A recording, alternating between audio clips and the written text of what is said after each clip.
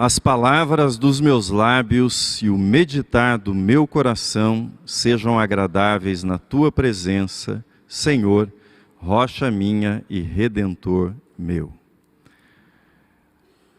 Pensamentos inconfessáveis e insistentes. Esse é o assunto desse mês, da série de mensagens desse mês. O que é que você pensa sobre isso? Ao ouvir esse tema, quais são os pensamentos que vêm à sua mente?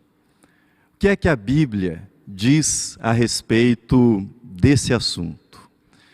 Com calma, com paciência, quero conduzir as nossas reflexões ao longo desse mês de junho, examinando esse assunto.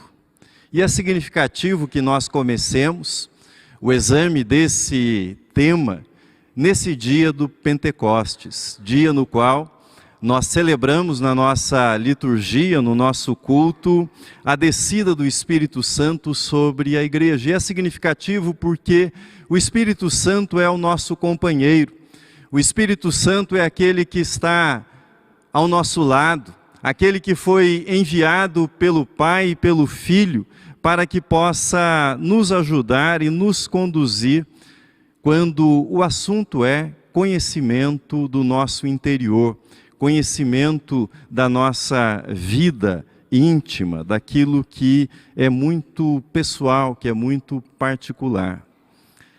Mas vamos ao nosso assunto. Especialistas estimam que nós temos, por dia, cerca de 6.000 pensamentos. Não sei se você sabia disso, eu nunca havia pensado em termos de quantidade. Sabia que era uma quantidade grande, mas 6.000 pensamentos durante um único dia. Mas o que é exatamente um pensamento? Um pensamento é uma espécie de centelha momentânea de atividade cerebral. Por exemplo, uma imagem. A famosa imagem do urso cor-de-rosa, que é dito, não pense no urso, e você começa instantaneamente a pensar nessa imagem. E essa imagem é seguida por uma rede de associações, uma rede lenta, uma rede maior, de associações com outras imagens, com emoções, muitas vezes, que acompanham essas imagens. Eu e você sabemos que desses 6.000 pensamentos, muitos deles são involuntários. Nós não queremos pensar, não temos a intenção, mas o pensamento aparece. E você se pergunta, de onde é que apareceu isso na minha cabeça? Como é que isso veio aqui, nessa hora, nesse momento? Por que eu pensei isso? No meio desses pensamentos, surgem alguns desses involuntários que são desconfortáveis. Às vezes é um pensamento imoral, às vezes é um pensamento aflitivo, por exemplo, relacionado com alguém querido, e você imagina a pessoa numa situação de acidente, às vezes numa situação de morte. Às vezes pode ser um pensamento violento. Você se imagina dando um soco em alguém, agredindo uma pessoa. Pela reação, você já pensou isso, né? Pode ser um pensamento autodestrutivo. Você está no 25º andar de um prédio, na sacada, e você olha para baixo e pensa, o que aconteceria se eu me jogasse daqui? Pode ser um pensamento desse tipo, que passa, não é? Como uma centelha na sua mente. Ou, às vezes, num contexto como esse que nós estamos, na igreja, no culto, e você de repente imagina o que aconteceria se eu gritasse um palavrão aqui. Ou uma blasfêmia. Esse tipo de pensamento passa pela nossa cabeça em alguns momentos. Você já percebeu que esses pensamentos que eu estou chamando de inconfessáveis, de insistentes, eles nos causam desconforto porque, na sua maioria, são coisas bizarras, estranhas, e que nós não diríamos, não faríamos em sã consciência. Então nos inquieta por que isso aparece na nossa cabeça. É difícil admitir, mas dentre esses 6.000 pensamentos diários que nós temos, alguns são esquisitos, sim. São estranhos, são bizarros e até repugnantes. Mas estão dentro da nossa cabeça. Para a maioria das pessoas, isso não chega a incomodar. Mas para algumas pessoas, a repetição, a insistência desses pensamentos inconfessáveis tornam-se um tanto incômodo.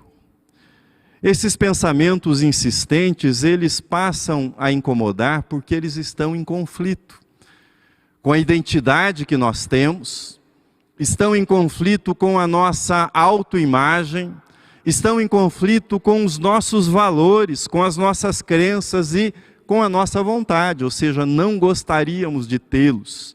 Eles aparecem contra a nossa vontade. Entretanto, você também já deve ter experimentado isso quando nós tentamos expulsá-los. Quando nós empregamos a nossa força para repeli-los, a famosa história do urso que eu mencionei para vocês, aí é que não conseguimos parar de pensar. Aí é que eles ganham força e, na verdade, se alimentam dessa energia que nós empregamos para expulsá-los, para afastá-los da nossa mente. É como se eles grudassem, como se eles colassem na sua mente quando você se esforça para fazer isso. E entramos numa espécie de círculo vicioso. Justamente porque não queremos ter tais pensamentos, continuamos a tê-los. Tudo que você queria era não pensar naquilo, mas lá estão as imagens, as ideias, as palavras associadas a elas, os quadros mentais que insistem aparentemente em aparecer do nada na sua mente.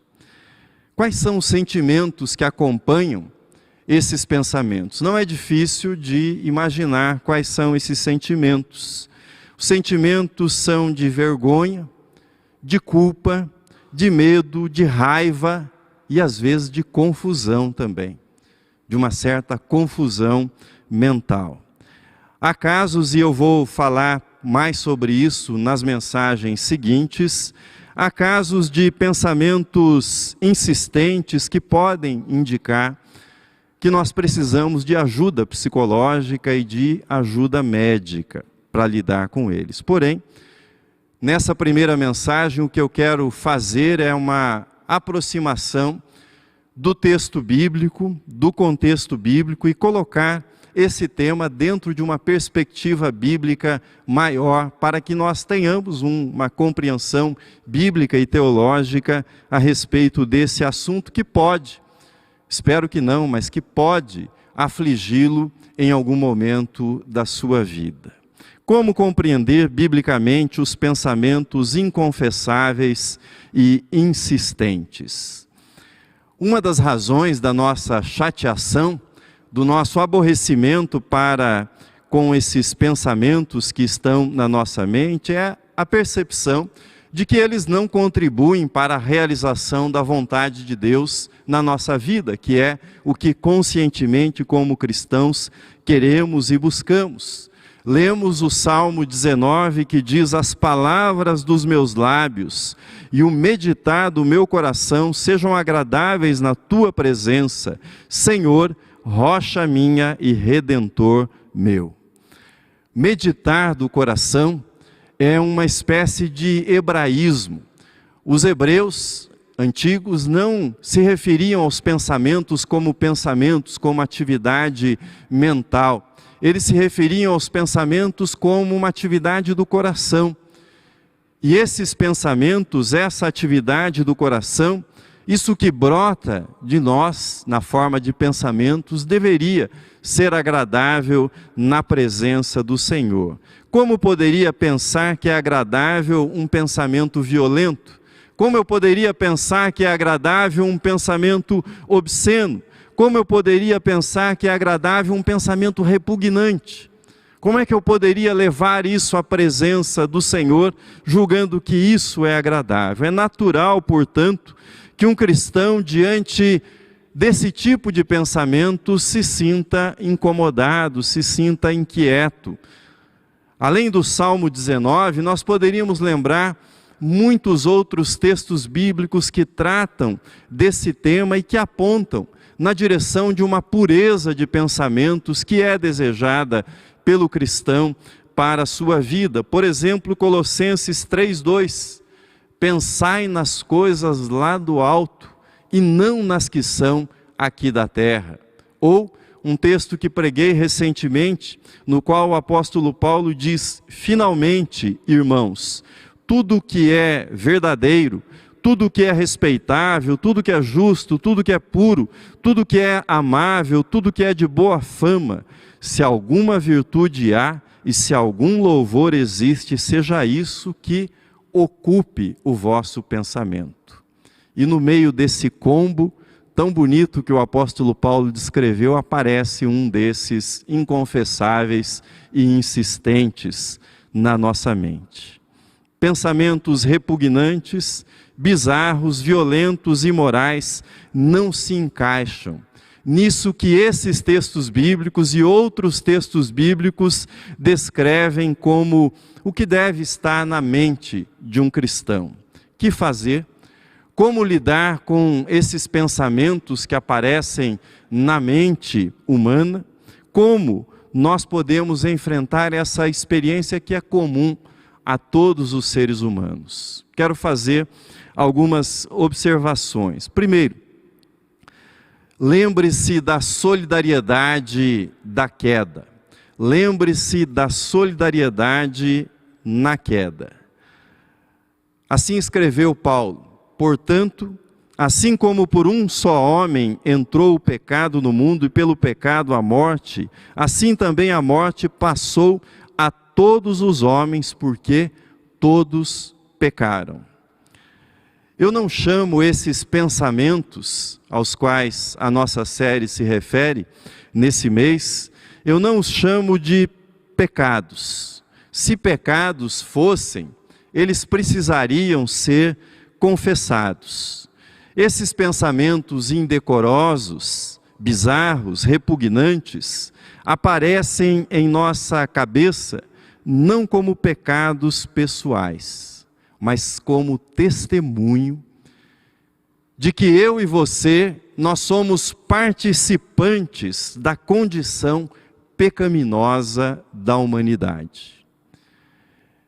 Usando uma outra linguagem, Jung usa e trabalha com o conceito de inconsciente coletivo.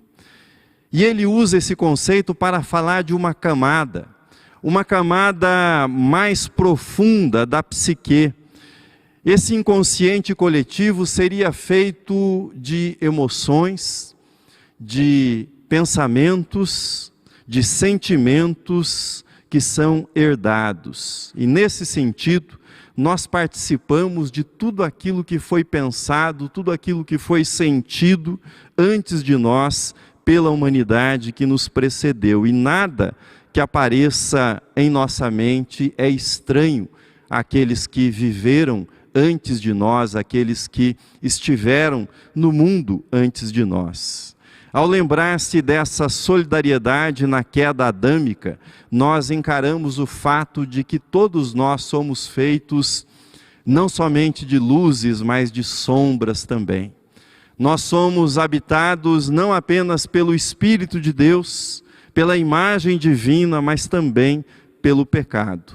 Se você estivesse no céu, ou se você estivesse no paraíso, certamente esses pensamentos jamais apareceriam na sua mente, mas nós somos lembrados por Ele que nós somos pessoas expulsas do paraíso, que nós vivemos entre o paraíso que existiu e o céu que nos está prometido. Isso significa que em nossas veias, ou seja, pensando enquanto humanidade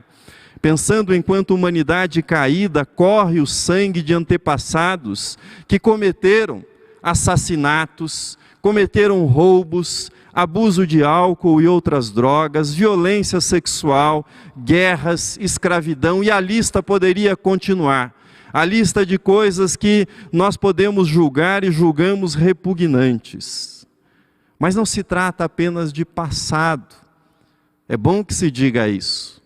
Senão essas coisas estariam só no âmbito do pensamento. Não se trata apenas de passado. Essa pulsão de morte, ela continua viva todos os dias, em todos os lugares, pois todos os dias, em todos os lugares, alguma coisa sórdida é feita, alguma coisa suja é praticada, algo repugnante existe, algo indecente está acontecendo. Portanto, essas coisas que aparecem na nossa mente, elas têm realidade, participam desse inconsciente coletivo. A lembrança da solidariedade adâmica revela que, embora os ditos pensamentos inconfessáveis e insistentes pareçam surgir do nada, na verdade eles são parte dessa massa de ações, de emoções que está presente, que faz parte da condição da humanidade. Valendo-nos da teologia paulina, nós podemos afirmar: o pecado entrou por um só homem, mas passou a todos. Portanto, não há um justo sequer. Todos pecaram e carecem da glória de Deus. Guarde isso. Pensamentos insistentes não se constituem em pecado, mas testemunham a nossa condição pecaminosa enquanto humanidade.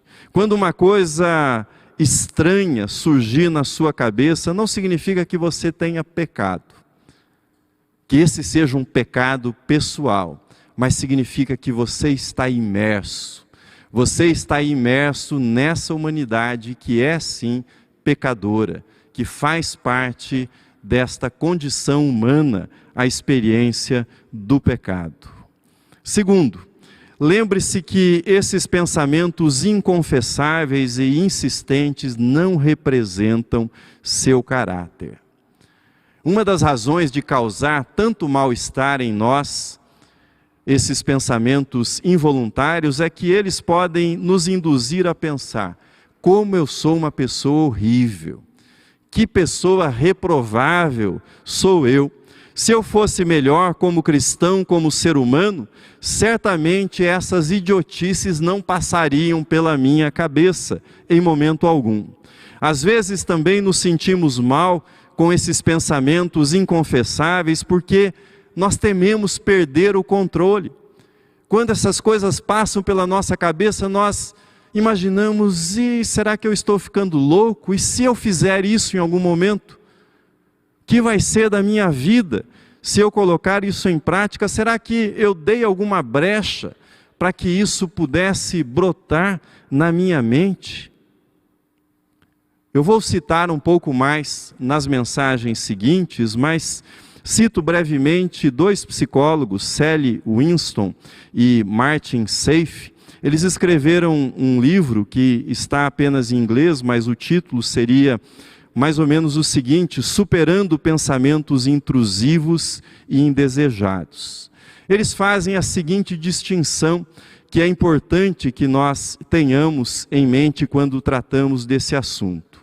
O medo da pessoa que luta com pensamentos indesejados é muitas vezes a perda do controle, mas, dizem eles, justamente o fato de você se sentir incomodado, e às vezes muito incomodado com tais pensamentos, mostra que o seu caráter é bom. Se o seu caráter não fosse bom, você não notaria esses pensamentos, eles passariam batidos. Você não se sentiria incomodado com esses pensamentos. O que eles dizem é: o seu incômodo mostra que você não tem nada a ver com esse tipo de pensamento. Você não é os pensamentos que você está tendo e eles não representam o seu caráter. O apóstolo Paulo, falando para Timóteo, ele diz que algumas pessoas já têm a consciência cauterizada, literalmente a consciência morta. Para tais pessoas, esses pensamentos não são indesejados, esses pensamentos não trazem nenhum tipo de incômodo, somente para aqueles que têm uma consciência sensível aos valores, àquilo que é adequadamente correto. Se você tem se sentido incomodado com esses flashes bizarros, que vez por outra desfilam pelo palco da sua mente, saiba que esse incômodo é a prova que o seu caráter é diferente desse tipo de pensamento que às vezes tem ocupado a sua mente. Ao longo do pastorado eu já tive algumas experiências de atender pessoas que me procuraram profundamente inquietas. E algumas dessas pessoas traziam a seguinte indagação: será que eu blasfemei contra o Espírito Santo? Será que eu cometi o pecado, dito pecado imperdoável? E vieram conversar em grande aflição, preocupadas que tivessem cometido o pecado da blasfêmia. E depois de algum tempo de conversa, eu percebi que não se tratava disso. Ao contrário, em geral, as pessoas que vinham com esta preocupação eram pessoas que eram muito zelosas, pessoas que temiam a Deus, e era justamente esse temor a Deus que as levava a esse cuidado de não blasfemarem contra o Espírito Santo, de não blasfemarem contra Deus. Então se lembre, quando você se sentir incomodado por esses pensamentos, que eles testemunham que o seu caráter é diferente disso que passa pela sua mente. E em terceiro e último lugar, lembre-se de examinar o contexto de vida no caso de um aumento na insistência desses pensamentos. O seu contexto de vida. Essa é uma lembrança importante. Por que ela é importante? Eu adapto aqui o pensamento de Martinho Lutero. Lutero escreveu certa vez: nós não podemos impedir que os pássaros voem sobre a nossa cabeça, mas podemos impedir que eles façam ninhos sobre ela. Assim também, não podemos nos livrar de sermos tentados, mas podemos lutar para não cairmos em tentação, escreveu ele. Eu já mencionei que ao tentar combater um pensamento insistente, nós vamos acabar fortalecendo esse pensamento. Ele vai se alimentar dessa energia que dedicaremos ao seu combate. Entretanto, nós podemos olhar para o contexto da nossa vida. E podemos, no exame do contexto da nossa vida, observar se há algum fator, se houve alguma mudança nos tempos recentes que tem contribuído para que esse pensamento se torne mais insistente na nossa vida. Se identificarmos algum fator que esteja contribuindo, é com ele que nós precisamos trabalhar e não com o pensamento. São as condições, é o ambiente que tem propiciado o aumento desse tipo de pensamento indesejado que deve ser enfrentado. Cito para você alguns exemplos. Fases estressantes, momentos de grande tensão na nossa vida podem aumentar pensamentos indesejados. Eventos traumáticos, por exemplo, um assalto, uma violência, podem contribuir para o aumento desse tipo de pensamentos. Mudanças físicas, principalmente mudanças hormonais, podem atuar também para o aumento desse tipo de pensamentos. Se este for o caso, se você identificar algum fator desse tipo, trabalhe nesse fator, nessa mudança, nesse contexto e não nos pensamentos indesejados, e você verá uma melhora. Termino.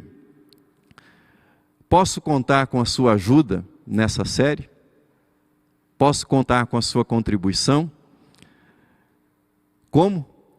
Eu vou pedir a ajuda da projeção para deixar o meu e-mail aqui na tela. E vou pedir para que você me escreva, contando como você lidou com este assunto. Se em algum momento da sua vida, no passado, por exemplo, você já sofreu com esse tipo de pensamento e que solução você encontrou, como é que você resolveu isso? Prometo manter sigilo dos nomes, tá?